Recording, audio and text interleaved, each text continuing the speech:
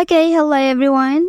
Here I want to provide a tutorial on how to turn off tap sound on Redmi 13c device. Okay, let's go to the tutorial. First, go ahead and open settings menu on your device. Well, after that here you can scroll down and then you can select sound and vibration menu.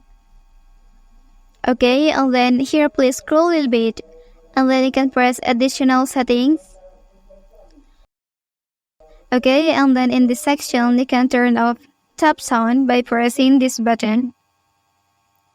Okay, and then the tap sound on your device is successfully turned off. Well, that's the tutorial on how to turn off tap sound on Redmi 13c device.